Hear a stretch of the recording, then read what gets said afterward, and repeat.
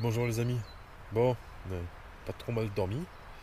Quand même beaucoup de vent et petite angoisse de voir des branches tomber ou des arbres tomber autour de moi, mais ça a été plutôt calme. Les pins sont assez solides, malgré des grosses rafales à 100 km/h qui parfois secouent un petit peu la tente et surtout fait vraiment un bruit énorme dans les arbres, quoi. C'est impressionnant, on a l'impression qu'il y a une cascade à côté.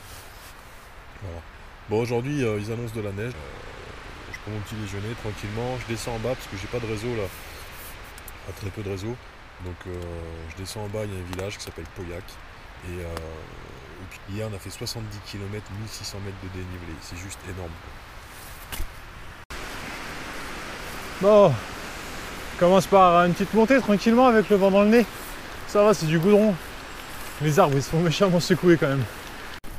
Bon, après une pénible ascension matinale du mont Mouchet, on arrive à ce que je pense être le sommet.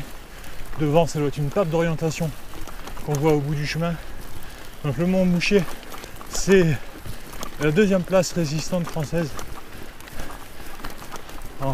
pendant la Seconde Guerre mondiale. Et en 1944, les résistants ici ont entre autres participé à stopper des colonnes allemandes qui partaient vers la Normandie. Bon, je suis arrivé au sommet du mont Mouchet dans des conditions météorologiques dantesques, à faire rougir, je pense, les plus grands navigateurs. Un vent de malade et une pluie de malade. Alors on a ici une vue à 360 degrés, mais on voit pas grand chose parce qu'il y a beaucoup de brume. Mais j'imagine très bien que c'était une place très compliquée à prendre. Et on comprend pourquoi les résistants sont venus se mettre ici. Sur ce, je vais pas m'éterniser, mais je vais descendre au village en bas. Wouhou, le vent m'emporte.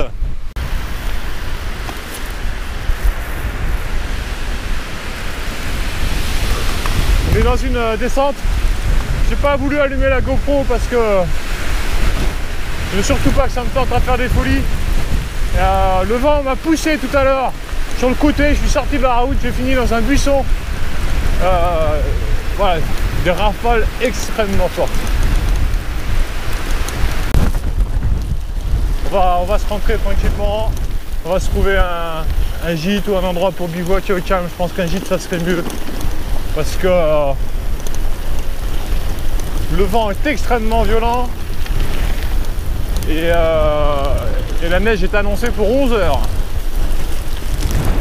Je vois un panneau gîte là, je vais essayer de trouver les propriétaires et voir ce qui est faisable. Bon, le gîte, les propriétaires n'étaient pas là, mais il y avait un voisin, donc je me suis réfugié chez elle, le temps de trouver une auberge, et j'ai trouvé un petit hôtel à 2 km d'ici en descendant.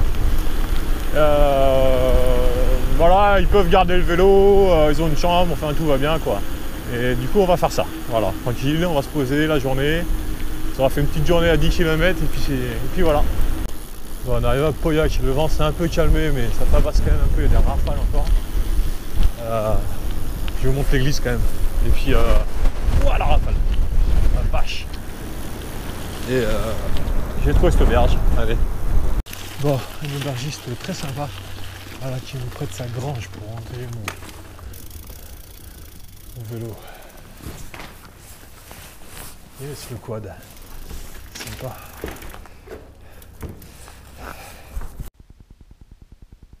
Bon les amis, du coup on se retrouve ici dans une petite auberge au Bon Repos, ça s'appelle, ça porte bien son nom. Et ça va être cool, hein, passer une bonne nuit parce que quand je vous dis que je dors bien, ça veut dire que je dors 4-5 heures par nuit, ce qui est peu quand on fait 70 km par jour. Et voilà, je vous montre un petit peu à quoi ça ressemble dehors. C'est une vraie catastrophe quoi. Voilà. Bon, donc ouais, ça se voit dehors, mais ça se confirme aussi sur la météo. Ils annoncent même de la neige pour aujourd'hui. Et sur le radar météo, c'est une vraie catastrophe, quoi. On est en plein dans le bouillon. Donc aujourd'hui, voilà, petite sortie de 10 km, 200 mètres de dénivelé. Et bon, j'ai bien ramassé quand même. Mais demain il fait meilleur, donc demain on repart, on y retourne. Allez, bonne journée, à demain, ciao. La rue s'est transformée en rivière. Alors là, en vélo, j'aurais été bon à essayer de fabriquer des flotteurs à mettre sur les côtés. Et la pluie, elle tombe à 45 degrés. Je dirais même un peu plus que 45 degrés. Et encore, on est en bas dans la vallée, hein. On est au village, hein. Je raconte même pas l'histoire là-haut dans la montagne. Ça doit être une catastrophe, hein. On verra les chemins demain, à mon avis, ils vont être bien noyés. Il va y avoir de la boue.